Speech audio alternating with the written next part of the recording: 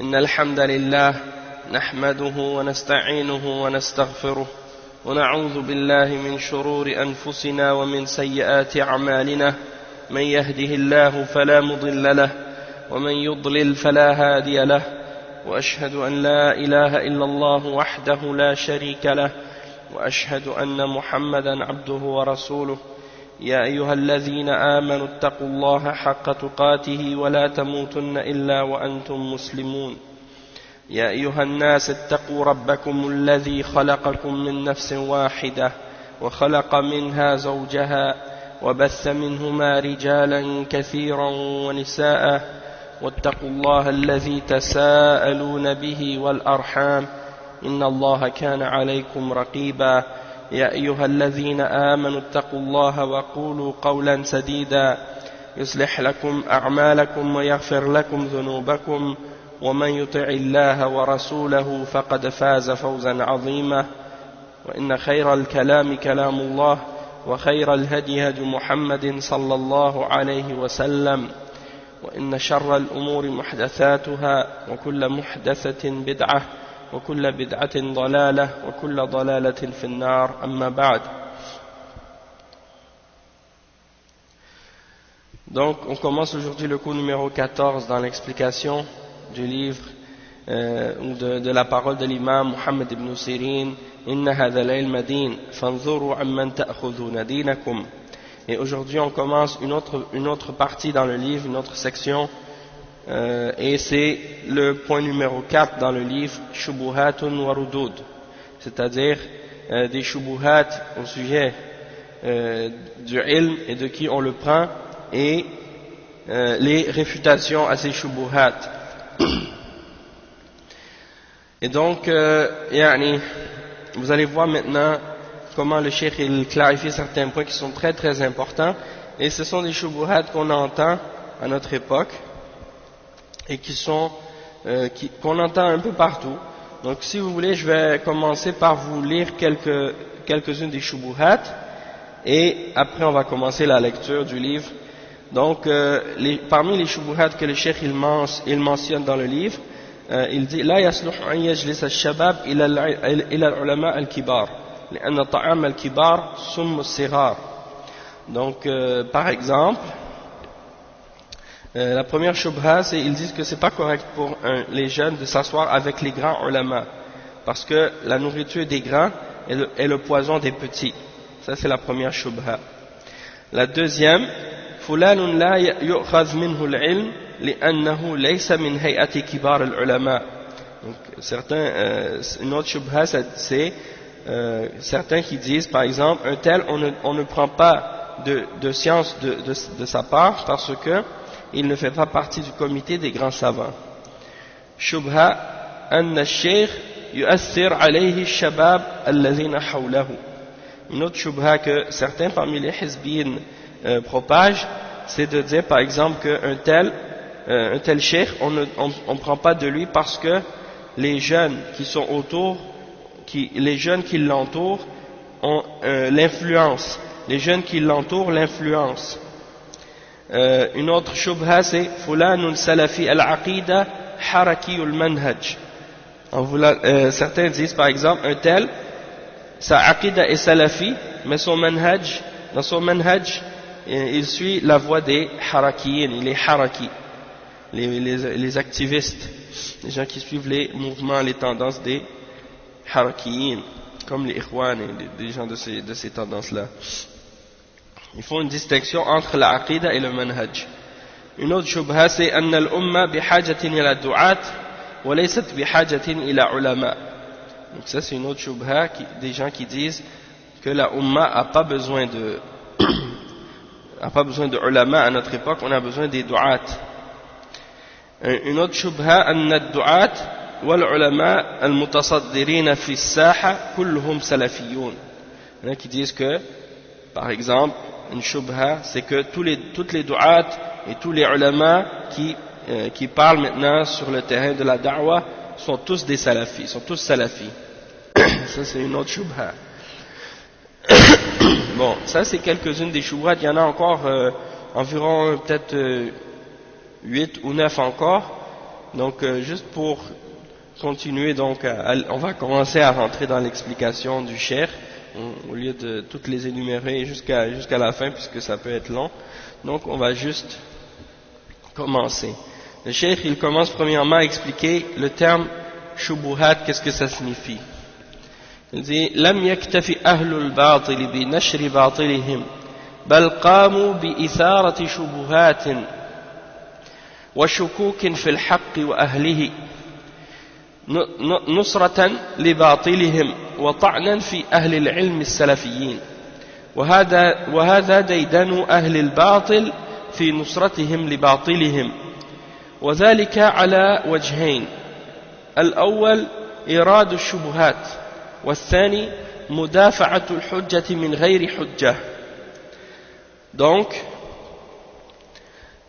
ici le cheikh il dit que les gens de la fausseté, les gens du mensonge, ils ne se sont pas limités uniquement à propager leur fausseté, mais en même temps ils ont essayé de lancer des shubuhat, des ambiguïtés, des faux arguments et des doutes au sujet de la vérité et au sujet des gens de la vérité, les gens qui défendent la vérité. Et donc ces shubuhat et ces doutes, ils les propagent et ils les lancent dans le but de défendre et de supporter leur fausseté. Et en même temps, pour attaquer les gens de science et les ulama qui sont sur la voie des salafs et qui appellent à la voie des salafs. Et ça c'est le comportement habituel des gens de la fausseté et des gens du mensonge, et c'est de cette manière-là qu'ils agissent dans le but de donner la victoire et de supporter leur fausseté. وذلك على وجهين الأول إيراد الشبهات والثاني مدافعة الحجة من غير حجة. C'est-à-dire qu'ils font cela de deux manières. Ils font ce genre de choses, c'est-à-dire ils rejettent la vérité et ils essaient de repousser la vérité et de défendre le faux en jetant des shubuhat. Premièrement, ils font ça de deux façons. La première façon, c'est de lancer des shubuhat et de ramener des shubuhat, et deuxièmement, c'est d'essayer de repousser la preuve sans ramener de preuve. Ils essaient de rejeter la preuve sans ramener de preuve, c'est-à-dire sans preuve. Ils rejettent la preuve mais sans argument, sans aucune preuve. Et donc le cheikh il mentionne que son frère, le cheikh Mohammed Bazmoul, il a une risala à ce sujet-là qui s'intitule Wasailu Ahl al-Batil fi taqrir batilihim, c'est-à-dire les moyens qu'utilisent les gens de la fausseté pour établir leur mensonge et leur fausseté. Donc le cheikh il dit ensuite والشبهات هي الشكوك التي توقع في اشتباه الحق بالباطل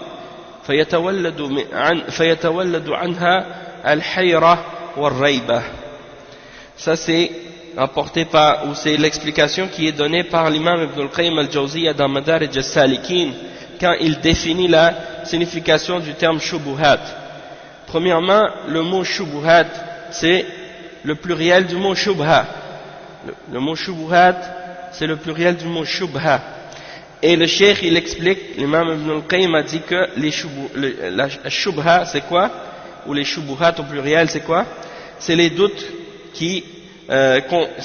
qu'on lance ou qu'on utilise, qui font que la vérité et le faux deviennent flous et qu'on n'arrive plus à les distinguer, c'est-à-dire qui fait que on fait ressembler la vérité avec le faux par ces doutes qu'on jette chez les gens.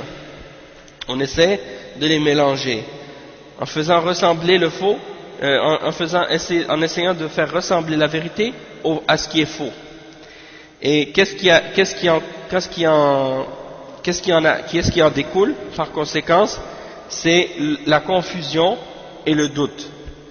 Qu'est-ce qui en découle par conséquence? C'est la confusion et le doute. Donc c'est ça la définition des shubuhat. C'est quelque chose qu'on utilise qui paraît être vrai mais qui est faux en réalité, et par lequel on arrive à mélanger le vrai et le faux pour confondre les gens et pour leur faire accepter ce qui est faux à la fin. C'est ça le but. Le cheikh dit wa khuturatu shubha لإحالتها بين القلب وبين قبول الحق وتلبيسها الباطل في صورة الحق. Donc parmi les dangers, il y a le fait que la shubha, elle se place entre le cœur et la vérité, et elle fait en sorte que les gens refusent d'accepter la vérité, et elle mélange les gens en recouvrant le faux et en le faisant paraître comme étant vrai. Donc c'est ça le danger de la shubha. Elle se place entre le cœur et la vérité, et elle recouvre le faux pour le faire paraître comme étant vrai. Et il dit والثاني أنها تظهر الباطل في صورة الحق فيلتبس الحق بالباطل.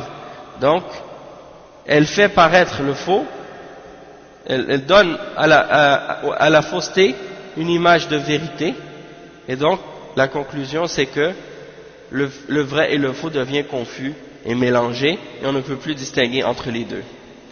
وعلاج الشبهة بالعلم الشرعي المؤصل على الكتاب والسنة وفهم سلف الأمة.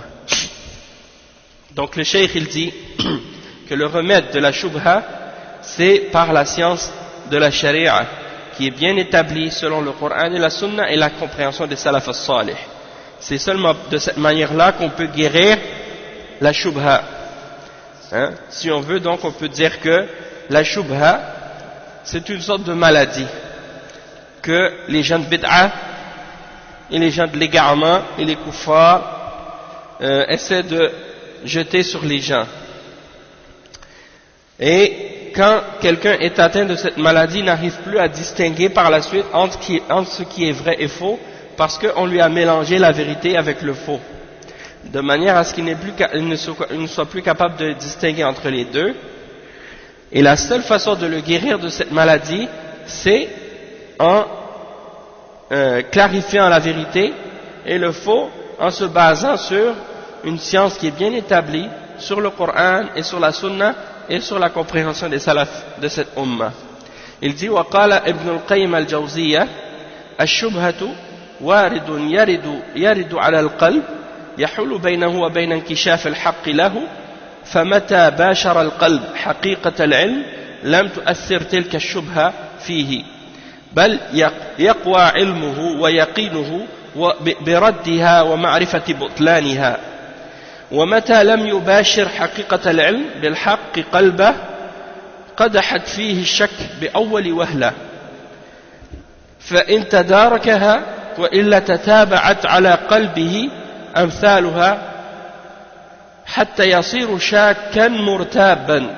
وإنما سميت الشبهة شبهة لاشتباه الحق بالباطل فيها فإنها تلبس ثوب الحق على جسم الباطل. Donc le cheikh il donne une autre définition du terme shubha, et c'est tiré des paroles de l'imam Ibn al-Qayyim dans son livre Miftah Dar al-Sa'ada et Ighathatul Lahfan. Donc le cheikh il dit que l'imam Ibn al-Qayyim a dit que la shubha c'est quelque chose qui vient sur le cœur et qui s'interpose entre le cœur et le fait de découvrir qu'est-ce qui est la vérité. Donc du moment que cette shubha atteint un cœur qui a compris la réalité de la science, elle ne pourra pas l'affecter. Cette shubha ne pourra avoir aucun impact, aucun effet sur ce cœur, puisque dans ce cœur il y a la réalité de la science dedans.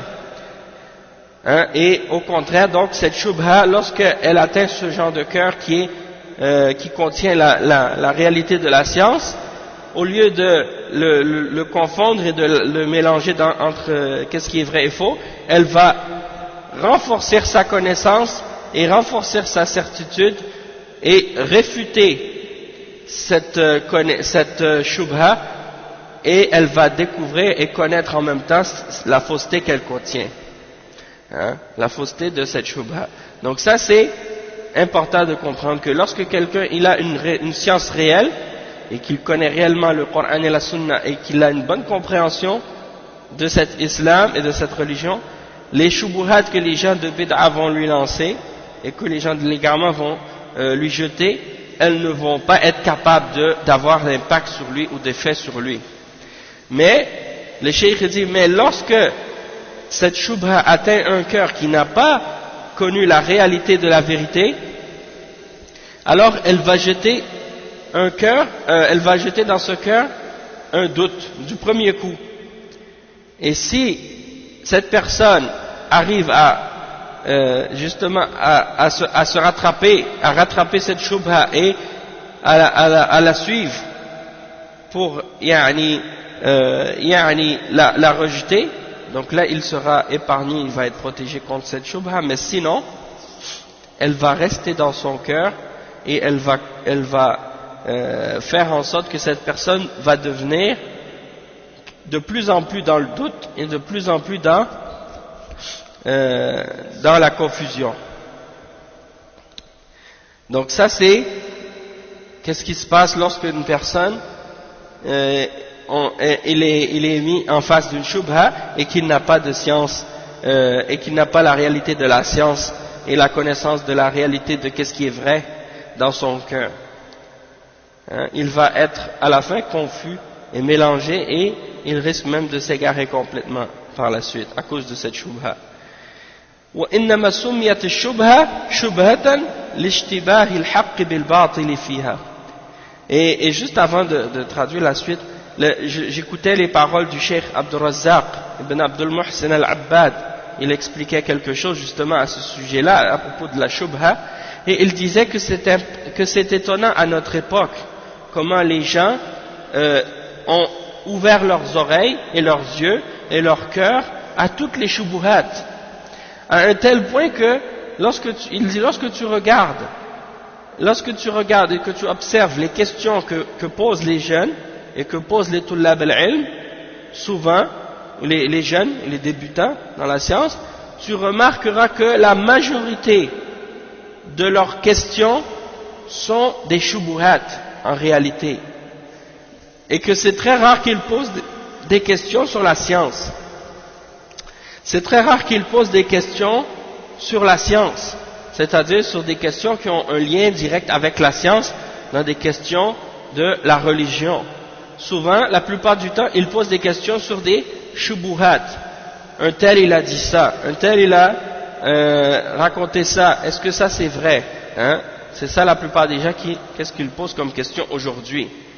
Ils ne posent pas des questions sur la science, comme par exemple poser une question sur un thème ou sur une question spécifique, par exemple dans l'ilm al-hadith, ou bien dans le fiqh, par exemple dans l'héritage, ou bien dans le commerce, ou bien dans le mariage, dans le divorce, ou bien il y a des questions qui sont reliées avec la science réelle, hein? Mais la plupart de leurs questions c'est des shubuhat. Shubuhat du takfir, shubuhat de irja, shubuhat de politique, shubuhat de khawarid, de takfiriyin, hein?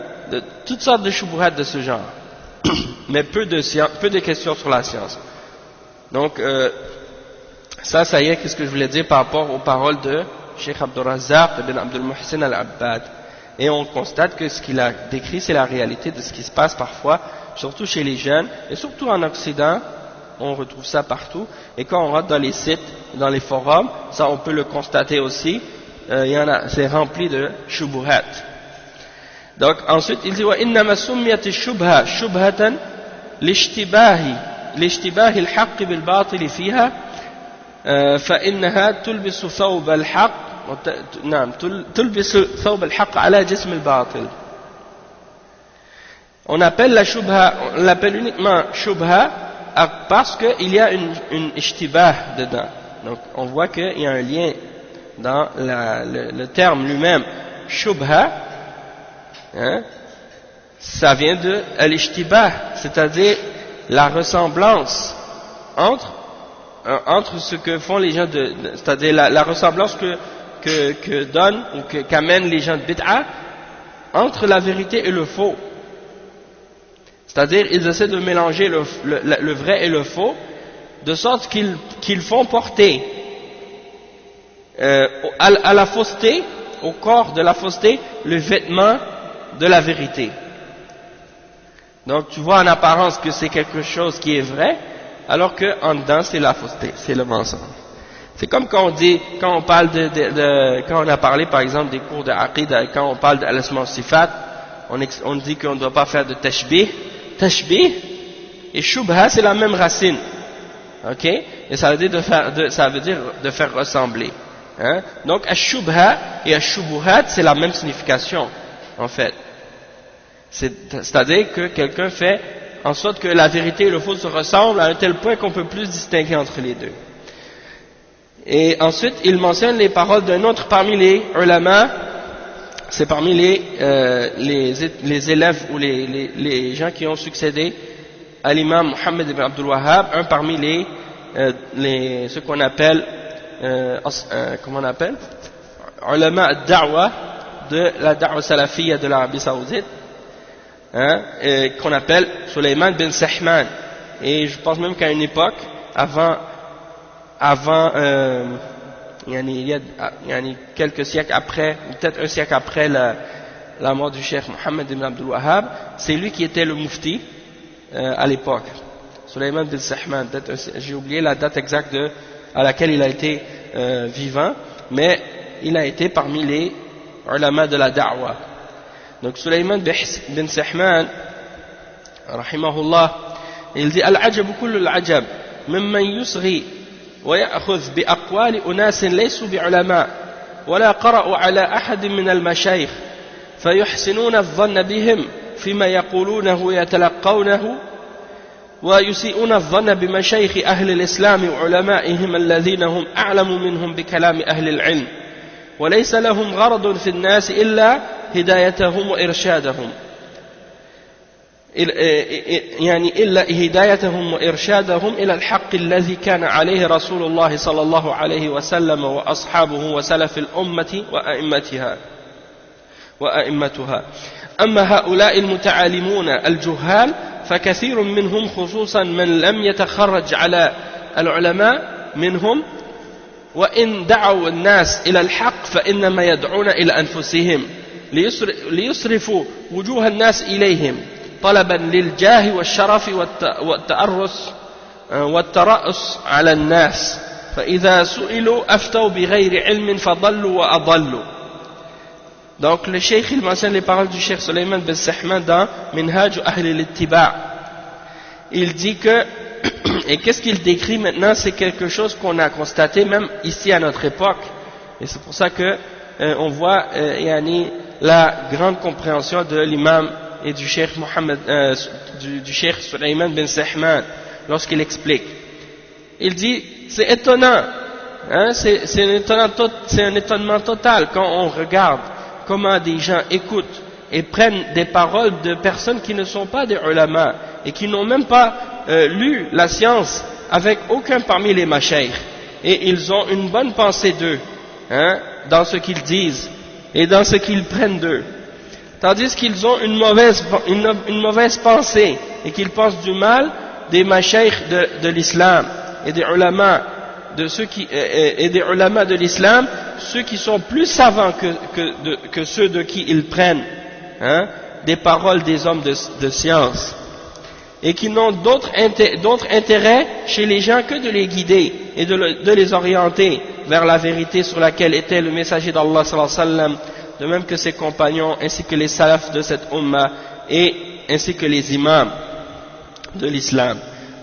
En ce qui concerne ceux-là, c'est muta'alimoun, ceux qui ont appris par eux-mêmes et qui sont des ignorants, plusieurs d'entre eux, et en particulier ceux qui n'ont même pas étudié avec les ulama, lorsqu'ils appellent les gens vers la vérité, hein, même si parfois ils appellent les gens à la vérité, ils ne font qu'appeler à eux-mêmes pour tourner les visages des gens vers eux et pour essayer de rechercher un statut une position, une noblesse, et de se positionner comme chef au-dessus des gens. Et lorsqu'on les questionne, ils donnent des réponses sans science. Alors ils s'égarent et ils égarent les autres avec eux. Et je vais vous mentionner, il dit وَسَأَذْكُرُ الشُّبْهَ وَأُبَيِّنُ مَعْنَاهَا وَمَغْزَاهَا ثُمَّ أَذْكُرُ أَوْجُهَ بُطْلَانِهَا وَفَسَادِهَا مِنَ الْكِتَابِ وَالسُّنَّةِ وَكَلَامِ سَلَفِ الْأُمَّةِ وَمَنْ تَبِعَهُمْ بِإِحْسَانٍ مِنْ أَهْلِ الْعِلْمِ وَالْإِيمَانِ. Donc le cheikh il dit, je vais mentionner la shubha, chacune des shubuhat, il mentionne une après l'autre, et je vais expliquer sa signification et qu'est-ce qu'elle implique, et en même temps je vais mentionner les différents points de vue qui montrent la fausseté de cette shubha et sa corruption, du fait qu'elle est en contradiction avec le Coran et la Sunna et les paroles des salafs de cette Ummah et de ceux qui les ont suivis de la meilleure façon parmi les hommes de science et de foi. Donc là il commence maintenant à rentrer dans l'explication de chacune des shubuhat et de les réfuter une par une. Shubha: لا يصلح أن يجلس الشباب إلى العلماء الكبار لأن طعام الكبار سم الصغار. Donc ici il a mentionné la shubha qu'on a expliqué au début du cours, quand on les a énumérées, les premières, on a expliqué que une de leurs shubuhat à ces gens-là, c'est de dire que les jeunes ne doivent pas s'asseoir chez les grands ulama, parce que la nourriture des grands est le poison des petits. La nourriture des grands, c'est le poison des petits. ومعنى هذه الشبهة أن بعض الناس الذين يقومون بتربية الشباب ويتولون قيادتهم حركيا يمنعون الشباب من حضور دروس العلماء بحجة أن الشباب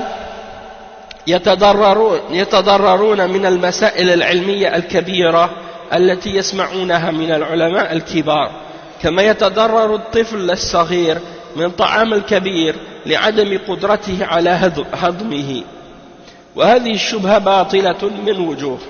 Donc le cheikh il explique que la signification de cette shubha, c'est que certaines personnes qui font l'éducation des jeunes mais qui les éduquent, يتولون قيادتهم حركيا, ils essaient de les guider selon leur mouvement et selon leur voie d'activisme, et leurs tendances, comme les groupes des Ikhwan ou les groupes des autres tendances de ce genre.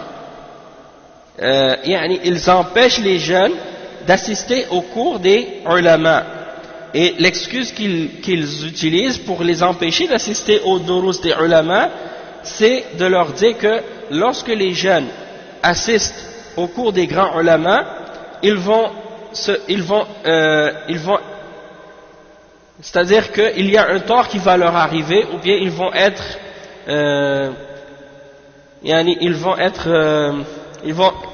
ça va leur faire du tort, le fait d'assister au cours des grands ulama. Pourquoi? Parce qu'ils vont entendre parler de certaines questions de la science qui sont très avancées ou très compliquées, et que s'ils entendent ça, ça peut leur causer du tort. Donc, c'est ça la signification de leur excuse, de leur prétexte. Et ils disent que c'est comme un enfant lorsqu'il est petit, un bébé, s'il mange la nourriture des grands, il ne pourra pas la digérer. Donc, il ne doit pas assister au cours des grands ulama. Il doit rester avec les gens qui les éduquent selon l'éducation des harakiyin et des hizbiyin, ainsi de suite. Et des petits qui parfois sont sur la bid'a. Donc ça c'est une ruse qu'ils utilisent, et on va expliquer les explications de la fausseté de cette shubha, mais juste avant de mentionner le point et d'expliquer les différents points qui montrent la fausseté de cette parole, j'aimerais juste mentionner un point. J'ai remarqué que le cheikh il ne l'a pas mentionné ici parmi les réponses qu'il a données, mais c'est que en fait cette parole elle est à la base, à l'origine, elle est utilisée souvent par les soufis, et c'est souvent eux qui utilisent ce genre d'expression, que ta'amul kibar summu sighar, que la nourriture des grands est le poison des petits. Pourquoi ils disent ce genre de paroles, les soufis? C'est parce que étant donné que parfois leurs shuyukh, les shuyukh des soufis, ils se réunissent par exemple, puis ils font des réunions entre eux et uniquement les membres initiés dans leur tariqa. Et dans ces assemblées ou dans ces réunions qu'ils font, ils font des choses qui sont parfois contraires à la charia. Alors, ils interdisent aux petits qui viennent de rentrer dans la tariqa, ou bien des gens qui ne sont pas initiés, ils leur interdisent d'assister à ces réunions-là pour pas que les petits voient les choses que ces shuyukh-là font qui sont contraires à l'islam, qui sont contraires à la charia. Et donc, ils les interdisent de s'asseoir avec les plus grands, leurs grands shuyukh. Parce que si les petits voient ces shuyukh-là qui sont en train de sauter, qui sont en train de danser, qui sont en train de faire leurs chansons et leurs danses et toutes leurs autres corruptions, ils vont commencer à remettre en question la piété du cheikh.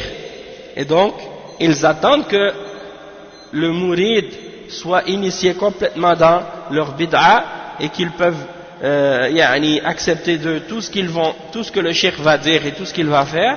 Une fois qu'il est bien rentré dans cette bid'a, là après ils le laissent assister à ces réunions où ils font des choses contraires à l'islam. Donc à l'origine c'est ces gens-là qui utilisent cette parole. Mais probablement qu'est-ce que le cheikh il dit ici, certains hizbiyin et certains gens de bid'a, ils l'utilisent aussi maintenant pour éloigner les gens des grands ulama, puis on va expliquer les points qui montrent la fausseté de cette parole.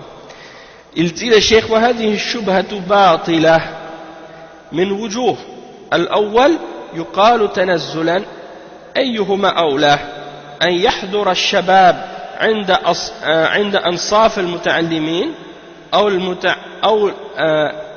المتعالمين أو الجهال أم عند العلماء الكبار فلا شك أن حضورهم عند العلماء أولى وأحرى. Donc comme premier point, le cheikh il dit, parce que comme je disais tout à l'heure, à la base c'est les soufis qui utilisent cette parole pour les shuyukh soufis, mais bien entendu il n'y a aucune raison de l'utiliser par rapport aux ulama qui sont sur la voie des salafs et qui suivent le Coran et la Sunna, puisque quand ils font leurs durus et quand ils font leurs cours, ils ne vont rien dire ou faire en général des choses, ils vont pas faire volontairement une chose qui est contraire à l'islam ou à la Sunna, ou bien dire par exemple quelque chose qui est contraire au Coran et à la Sunna, sauf si c'est par erreur, ils disent quelque chose par exemple s'ils se trompent, et encore là, les élèves peuvent le corriger. Tandis que les shuyukh soufis, non.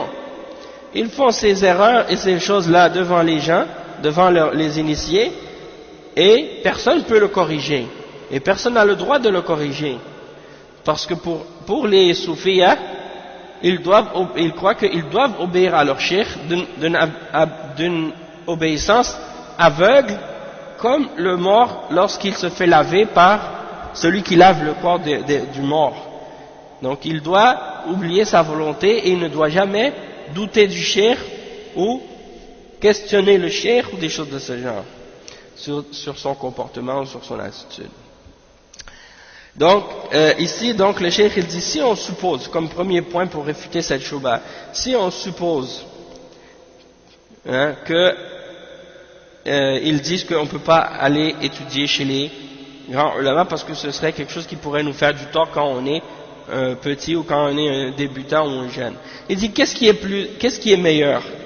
Est-ce que ce soit que les jeunes s'assoient chez des ignorants ou chez des gens qui n'ont pas encore appris ou qui ont appris par eux-mêmes, ou bien le fait qu'ils s'assoient chez des ulama, des grands ulama? Lequel est meilleur? bien entendu, c'est qu'il s'assoit avec les ulama.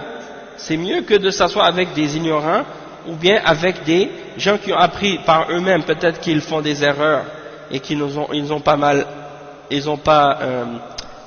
bien compris les choses et qu'ils induisent les autres en erreur, ou bien des gens qui sont encore en formation, qui n'ont pas encore atteint un niveau qui est solide dans la science. Donc, bien entendu, d'étudier avec les ulama, c'est encore meilleur. Donc ça c'est si on suppose que il pourrait y avoir un point de vérité dans qu'est-ce qu'ils disent. Deuxièmement, ثانيا أن النبي صلى الله عليه وسلم كان يعلم الناس كافة ولم يميز بين صغير أو كبير ولم يمنع الصغار من حضور مجالسه. Donc ici il y a un autre point. Il dit que le prophète sallallahu alayhi wa sallam il enseignait tout le monde sans distinction entre le petit et le grand, et il n'interdisait pas les petits d'assister à ces réunions et à ces assemblées. Et ça, comme c'est mentionné, il mentionne comme référence At-Tarikh li Abi Zur'a. Donc il y a des exemples dans ce livre-là de ce genre de choses. Il dit ثالثا بل كان النبي صلى الله عليه وسلم يخاطب الصغار بالمسائل العظيمة ويربيهم عليها ويدل على ذلك ما حدث به عبد الله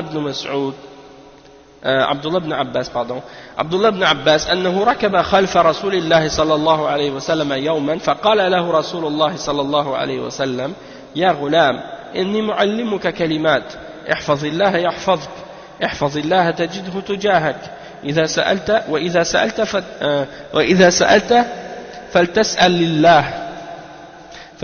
الله وإذا استعنت فاستعن بالله واعلم أن الأمة لو اجتمعوا على أن ينفعوك لن ينفعوك إلا بشيء قد كتبه الله لك ولو اجتمعوا على أن يضروك لن يضروك إلا بشيء قد كتبه الله عليك رفعت الأقلام وجفت الصحف.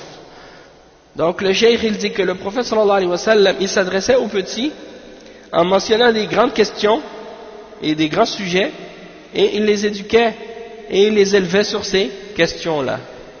Il faisait leur éducation de cette manière. Donc il donne l'exemple, il dit la preuve de cela, c'est comme dans la parole que Abdullah ibn Abbas a mentionné, que le prophète sallallahu alayhi wa sallam lui a transmis lorsqu'il était sur l'âne avec derrière le prophète Muhammad sallallahu alayhi wa sallam, derrière le messager sallallahu alayhi wa sallam, il était assis sur un âne derrière le messager d'Allah sallallahu alayhi wa sallam, et le messager d'Allah sallallahu alayhi wa sallam lui a dit ô jeune enfant, je vais t'apprendre quelques paroles, quelques phrases. Rappelle-toi d'Allah et Allah va se rappeler de toi. Ou bien, préserve les commandements d'Allah et Allah va te préserver. Préserve les commandements d'Allah, ça c'est dans la signification, dans l'explication. Préserve Allah et tu le trouveras devant toi. Lorsque tu demande à Allah. Et lorsque tu cherches de l'aide, cherche l'aide d'Allah. Et sache que si tous les hommes se réunissaient pour te faire un bien quelconque, ils ne pourraient te faire de bien que ce que Allah a écrit pour toi. Et s'ils se réunissaient tous pour te faire un mal quelconque, ils ne pourraient te faire de mal que par ce que Allah a écrit pour toi. Et la plume a été soulevée et les pages ont séché. Quatrièmement, le Cheikh dit رابعا أن هذه السنة صار عليها العلماء وصار عليها السلف الصالح. قال عمر بن الخطاب قد علمت متى صلاح الناس ومتى فسادهم. إذا جاء الفقه من قبل الصغير استعصى عليه الكبير وإذا جاء الفقه من قبل الكبير تابعه الصغير فاهتديا. Donc le cheikh il dit que quatrièmement, ça c'est une sunna sur laquelle les ulama ont toujours marché, ils ont toujours été sur cet exemple-là, et même les salaf as-salih ont suivi cette voie. Et il mentionne l'exemple de Omar ibn al-Khattab lorsqu'il a dit, hein, on a su quand les gens étaient bons et quand les gens deviennent corrompus, lorsque la science et la compréhension viennent de la part des petits, alors les plus grands ou les plus vieux se révoltent, ils refusent. Et lorsque la science vient de la part des plus vieux, alors les petits suivent, et donc dans ce cas-là, ils sont tous les deux guidés. Et donc ça c'est un autre exemple qui montre que parmi l'exemple des salafs, c'est que les jeunes prennent des plus vieux. Et souvent on remarque, même les vieux parfois qui n'ont pas étudié, qui n'ont pas de science de l'islam, ils ont de la difficulté à accepter des plus jeunes. Et bien entendu, c'est pas justifié. Bien entendu, c'est pas justifié, parce que en principe, on doit accepter la vérité de toute personne qui nous la présente, qu'il soit plus âgé ou plus jeune, sans distinction. Mais on remarque que c'est quelque chose qui est un fait, que les personnes âgées, quand c'est quelque chose qui vient d'une personne plus jeune, elles ont plus de difficultés à apprendre. Tandis que quand la science vient des plus vieux et qu'elle est transmise aux plus jeunes, eh bien dans ce cas-là, ils sont tous les deux guidés. خامسا أن هذه الشبهة أثيرت وألقيت في روع الشباب لأن من خطط دعاة الضلالة وأهل المناهج الفاسدة تنفير الشباب من العلماء وتزهيدهم فيهم لاحتواء الشباب وبث أفكارهم لئلا يسمع الشباب من العلماء ما ينقض ويرد ويهدم مناهجهم ومذاهبهم الفاسدة لأن الشاب إذا سمع من العالم بخلاف ما يقوله المربي أو المنظم أو المرشد أو المشرف على الجماعة سيسرد كلامه فيؤثر في السمع والطاعة لهم. Ça c'est le cinquième point, et c'est le point qui explique en fait la raison pour laquelle les gens de Bid'a propagent ce genre de shubha. Il dit que cette shubha, elle est souvent lancée parmi les jeunes, et ça fait partie des plans et des ruses des gens de l'égarement, des gens qui appellent à l'égarement, et les gens qui suivent des méthodologies qui sont corrompues, hein, comme les manhaj des groupes et des tendances qui sont propagées maintenant chez les tablirs, chez les ikhwan et chez les gens de ces tendances-là, hein, parmi les qutbiyin, les sururiya et les autres de cette tendance. Ils veulent faire fuir les jeunes des ulama et les éloigner des ulama pour pouvoir ramener vers eux tous les ulama, pour éloigner d'eux les jeunes et pour que les jeunes se retournent vers eux, hein, que les jeunes retournent vers eux, et pour en même temps propager leurs idées. Et en même temps pour pas que les jeunes écoutent les ulama lorsqu'ils s'assoient dans leurs cours et que les ulama réfutent leurs idées ou les critiquent ou détruisent leurs principes ou leurs fondements ou leur méthodologie ou leur voie ou leur manhaj ou leur madhab.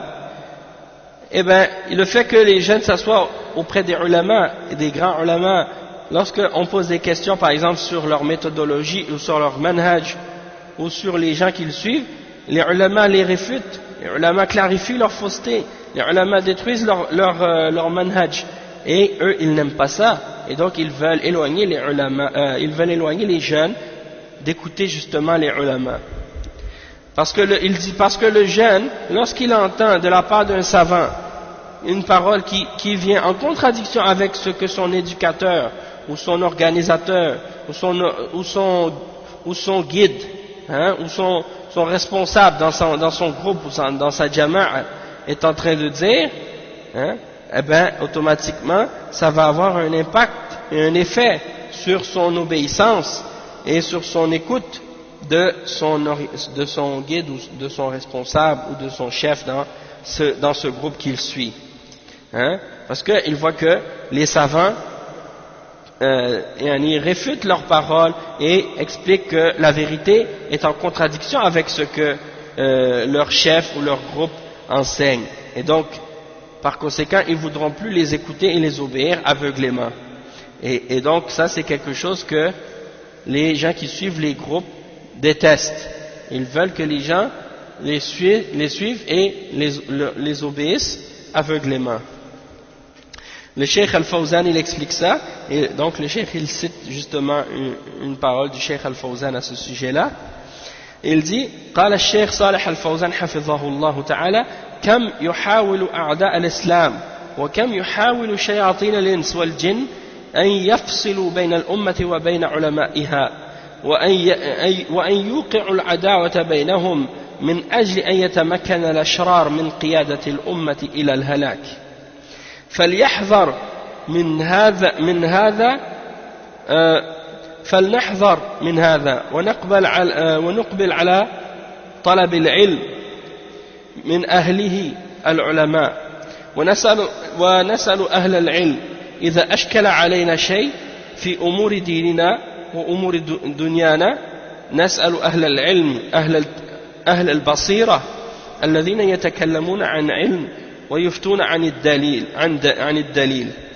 Donc le cheikh il commence en disant que combien d'ennemis de l'islam aujourd'hui et combien de diables parmi les hommes et les djinns essaient de séparer la Ummah de leurs ulama et ils essaient de créer de l'animosité entre eux dans le but d'essayer de se placer dans une position et dans le but que les gens du mal se positionnent de façon à se mettre à la tête de la Ummah et pour les guider vers la perdition. Donc il dit que il faut faire attention à ce genre de choses et il faut se tourner vers la quête de la science de la part des hommes de science, de la part des ulama, et il faut demander aux hommes de science lorsque quelque chose est compliqué pour nous ou lorsqu'on n'a pas compris quelque chose par rapport à nos affaires de la religion et à nos affaires de la dunya, et on demande aux hommes de science, on demande aux gens qui ont la science, aux ulama et aux gens qui ont la compréhension, ceux qui parlent en se basant sur la science et qui donnent des fatwas en se basant sur une preuve. هؤلاء المرجع هؤلاء هم القدوة هؤلاء هم الدعاة إلى الخير لا نزهد فيهم لأنه في هذا الوقت كثر القيل والقال والوقيعة بين أهل العلم وبين الناس وبين العوام وبين طلبة العلم وصاروا يتكلمون في العلماء ويتهمونهم اتهامات ويروجون عليهم الأكاذيب من أجل أن يفصلوا بين الأمة وعلمائها حتى يسهل عليهم الدخول في شبهاتهم وضلالاتهم في إغواء الناس وتفريق الكلمة هذا ما يريدونه فلنكن منهم على حذر. Donc le cheikh il explique ici, il dit nous devons faire attention, donc on doit, ça j'ai traduit tout à l'heure, donc il dit ensuite ceux-là, c'est-à-dire les ulama, ce sont eux qui sont la référence et c'est vers eux qu'on doit retourner, ce sont eux qui sont notre exemple, notre modèle, ce sont eux les gens qui appellent vers le bien ce sont eux les gens qui appellent vers le bien. On ne doit pas les laisser, on ne doit pas les abandonner ou s'écarter d'eux, ou se passer d'eux. Au contraire, il dit parce qu'on vit à une époque où il y a beaucoup de qil et de qal, c'est-à-dire il y a beaucoup de gens qui parlent de qu'est-ce qu'un tel a dit, qu'est-ce qu'un tel a dit, ils ne font que rapporter des propos des gens, et également il y a beaucoup de gens qui essaient de créer des problèmes entre les ulama et les gens. Ils essaient de faire des conflits entre les gens et les ulama, et de faire de la fitna entre les deux, et entre les gens ordinaires et les étudiants de sciences islamiques.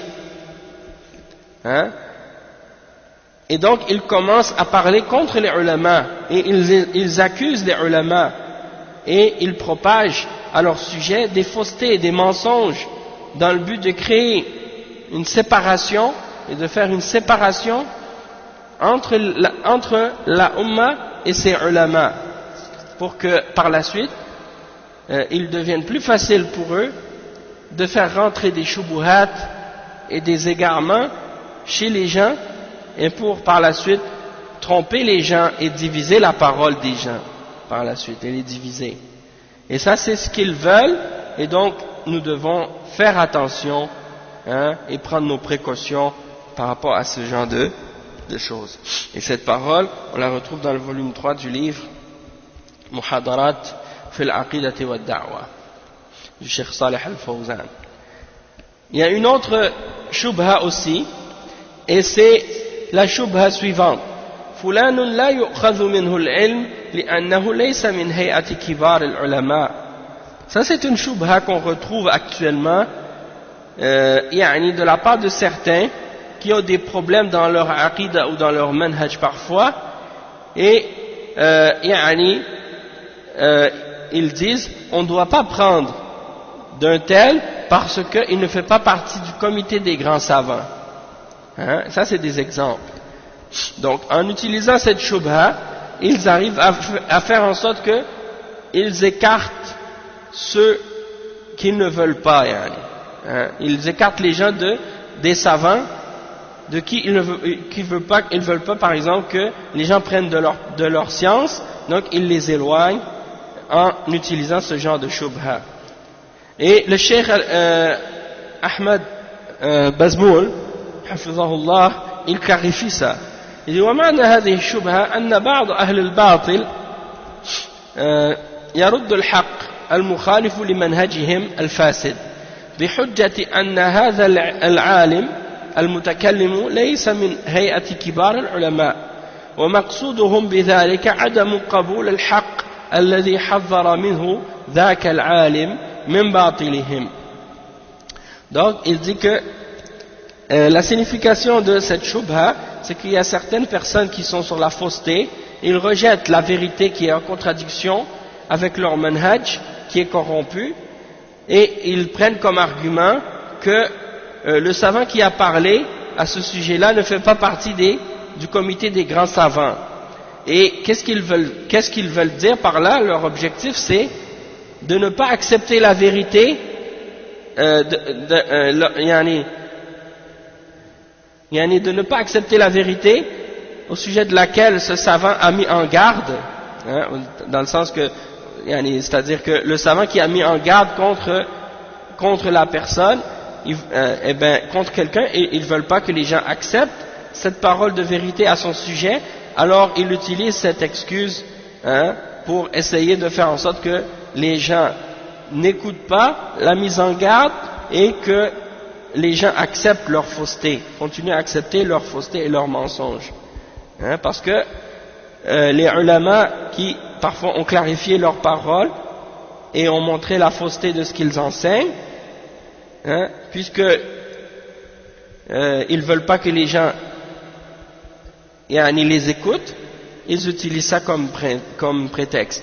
Ils disent aux gens: n'écoutez pas celui-là, lui il m'a réfuté ou il m'a critiqué dans un livre, il a mentionné des choses contre moi, mais il ne fait pas partie des grands ulama, des kibar, de hayat kibar ulama, donc il faut pas l'accepter, il faut pas accepter ce qu'il dit, même si c'est vrai, il faut pas l'accepter.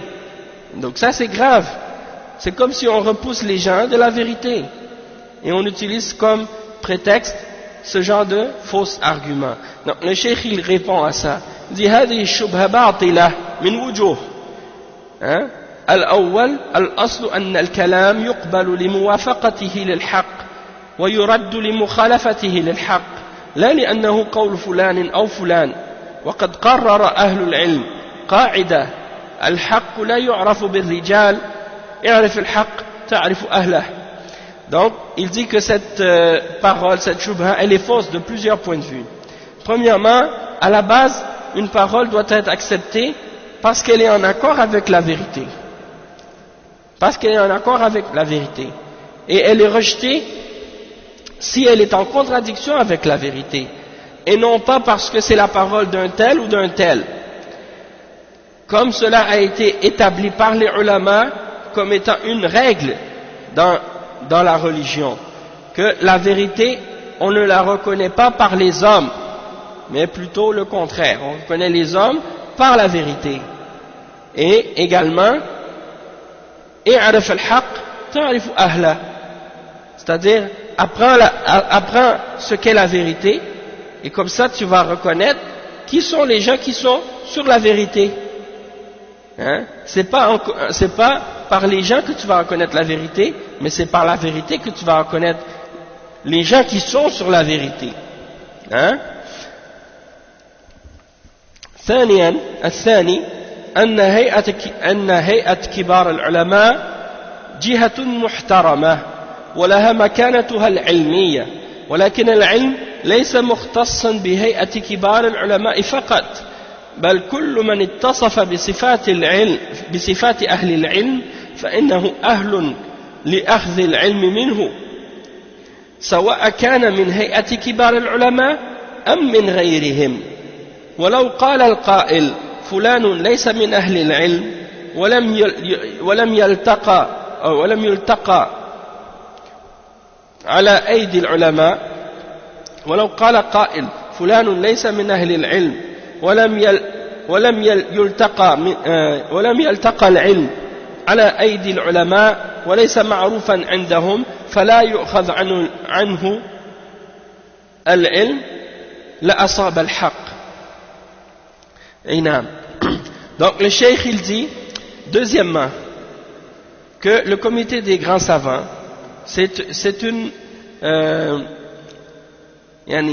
le comité des grands savants c'est une direction qui est respectable et qu'on respecte. Okay? Le comité des grands savants c'est une direction qui est respectée, qui est respectable, et elle a sa position dans la science. Hein, elle a sa position et son statut dans la science, un statut qui est très élevé, qui est très important. Mais la science n'est pas limitée uniquement au comité des grands savants seulement. En fait, toute personne qui possède les caractéristiques des hommes de science, alors il est apte à ce qu'on prenne de lui de la science, peu importe qu'il soit parmi les gens qui sont dans le comité des grands savants ou d'autres que les gens qui sont dans le comité des grands savants. Et si quelqu'un disait par exemple, un tel, il n'est pas parmi les savants, il n'a pas appris la science par la main des ulama, et il n'est pas connu auprès des ulama, alors on ne prend pas la science de lui, là dans ce cas-là il aurait raison. Mais de dire on ne prend pas la science de quelqu'un parce qu'il n'est pas des grands ulama ou du comité des grands ulama alors qu'il fait partie des ulama, alors là ça c'est pas correct. Ok? Donc le cheikh dit troisièmement الثالث أن الذي يحكم بأن فلانا من العلماء الكبار أو الصغار هم أهل العلم لا الأحداث سفهاء الأحلام أو الجهال أو أهل الأهواء والبدع، فهؤلاء لا يقبل حكمهم على أنفسهم فضلا على أن يحكموا على غيرهم، إذ كيف يستقيم الظل والعود أعوج. Donc il dit أن الذي يحكم بأن فلانا من العلماء الكبار أو الصغار هم أهل العلم. Donc il dit, qui est-ce qui juge? Qui est-ce qui juge que quelqu'un fait partie des grands ou des petits? Qui est-ce qui peut déterminer qu'un tel fait partie des grands savants ou qu'un tel n'est pas parmi les grands savants ou qu'il est parmi les petits? Hein?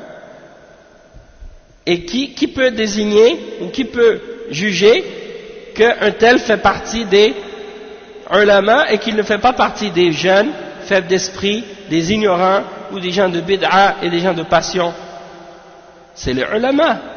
Hein? Donc ceux-là on ne peut pas prendre leur verdict, hein, de leur part. On ne prend pas le verdict de leur part. Et encore moins peuvent-ils juger sur autres qu'eux-mêmes, hein, sur les autres, et décider qui sont les grands, qui sont les petits. Et souvent on a entendu ce genre d'excuses, ou ce genre d'exemple. Quelqu'un, hein, il dit non, de lui on ne prend pas parce que lui c'est un petit. Ou bien je ne prends pas de lui ce qu'il a dit parce qu'il est plus petit ou il est plus jeune, il n'est pas parmi les kibars. Ça c'est des excuses que certains mentionnent et ce n'est basé sur aucune preuve. Le cheikh il dit ensuite comme point numéro 4, ah oui, après il dit comment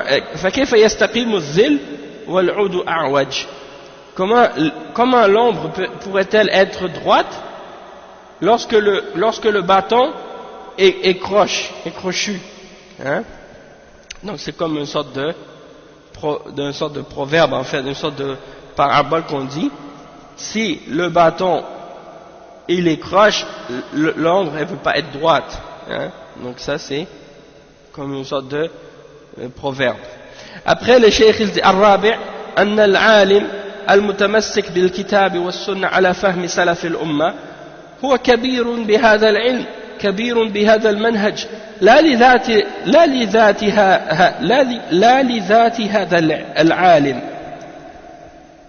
وإنما للحق فصاحب الحق كبير وصاحب الباطل صغير ولو كان كبير العلم. Donc quatrièmement il dit que le savant qui s'accroche au livre et à la sunna selon la compréhension des salafs de cette umma, c'est lui qui est grand par cette science. Il est grand par ce manhaj et non pas à cause de ce savant lui-même, à cause du fait qu'il est lui-même un savant. Hein? Donc qu'est-ce que ça signifie ça? C'est que quelqu'un, s'il est un grand savant, pourquoi il est un grand savant? Il est un grand savant par rapport au fait qu'il s'est accroché au Coran et à la Sunna et à la compréhension des salafs de cette umma. C'est cette science qui fait de lui qu'il est grand. Et c'est ce manhaj qui fait de lui qu'il est grand. Et ce n'est pas ce savant-là lui-même qui, par lui-même, fait qu'il est grand. Hein? وَإِنَّمَا لِلْحَقِّ. Hein? وَإِنَّمَا لِلْحَقِّ. Donc c'est à cause de la vérité qui fait qu'il est grand. فَصَاحِبُ الْحَقِّ كَبِيرٌ. Donc celui qui est sur la vérité, il est grand, parce qu'il est sur la vérité. وَصَاحِبُ الْبَاطِلِ صَغِيرٌ. Et celui qui est sur la fausseté, il est petit, même s'il était avec une grande science. Même s'il était avec une grande science. Donc on ne juge pas quelqu'un comme étant grand, excepté par rapport à la science qu'il possède du Coran et de la Sunna et de la compréhension des salafs de cette umma et par rapport à son manhaj. C'est ça qui détermine. Donc si quelqu'un est sur la vérité, même s'il est petit, il est plus grand que celui qui est grand mais qui est sur le faux, qui a plus de science que lui mais qui est sur le faux.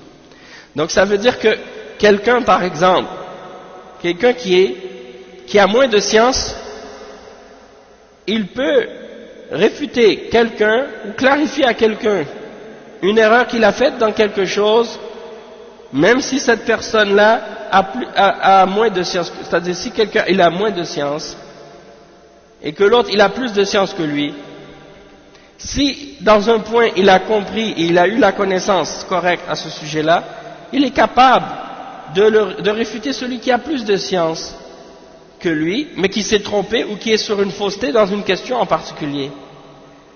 Et est-ce que parce que la personne qui a clarifié l'erreur ou la fausseté est plus petite en science que celui qui a l'erreur, on va rejeter sa parole parce qu'il a moins de science? Hein? Bien sûr que non. Ce n'est pas une condition que la personne soit plus grand en science pour qu'on accepte la vérité qui vient de lui, et c'est pas une condition non plus pour que cette personne-là puisse clarifier ou montrer une fausseté de quelqu'un qui a plus de science que lui. Donc ça c'est un exemple. Le cheikh dit وقال إبراهيم الحربي الصغير إذا أخذ بقول رسول الله صلى الله عليه وسلم والصحابة والتابعين فهو كبير. Donc on a mentionné ça déjà dans les cours précédents. C'est la parole d'un des imams, parmi les imams des salafs, Ibrahim al-Harbi.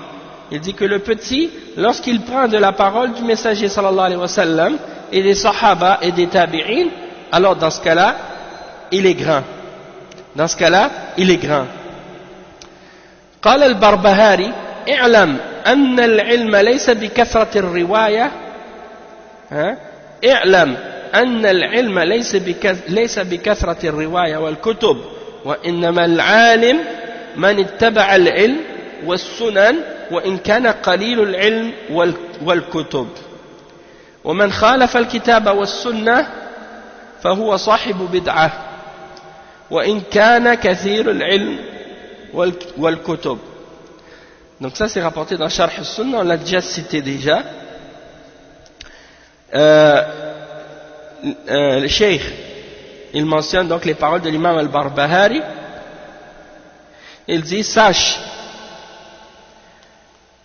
que la science n'est pas déterminée par la quantité des narrations ou des livres, mais la science, mais le savant, c'est uniquement celui qui suit la science et les sunan, même s'il a peu de science et peu de livres. Et celui qui contredit le livre et la sunna, alors c'est une personne qui est sur la bid'ah, même si il a beaucoup de science et beaucoup de livres. Et par rapport à ce point-là, justement, le Cheikh Mohammed Bazmoul, le frère du Cheikh Ahmed Bazmoul, le grand frère du Cheikh Ahmed Bazmoul, a écrit un point justement à ce sujet-là dans son livre Ibaratun Muhima. Ibaratun Muhima, il a clarifié ce point-là très clairement dans ce livre. Donc nous, on va s'arrêter ici pour aujourd'hui en ce qui a rapport avec la clarification de certaines des shubuhat, et puis on continuera la semaine prochaine. À moins qu'on puisse, qu'on lit un autre point, non? On s'arrête maintenant, Inch'Allah. Puis au prochain cours, on lira d'autres parmi les shubuhat avec la clarification et la réfutation de ces shubuhat, et vous allez voir que c'est très bénéfique et c'est très important de les connaître et de les comprendre. Ça nous protège de beaucoup d'égarements, surtout à notre époque. On ne cesse d'entendre ce genre de paroles, et même de la part parfois de certains qui se disent salafis. On entend ce genre de shubha. Donc on va s'arrêter ici, Inch'Allah. Subhanakallahumma bihamdika ashhadu an la ilaha illa ant astaghfiruka wa atubu ilayh. Barakallahu fikum wa jazakumullahu khairan, wassalamu alaykum wa rahmatullahi wa barakatuh.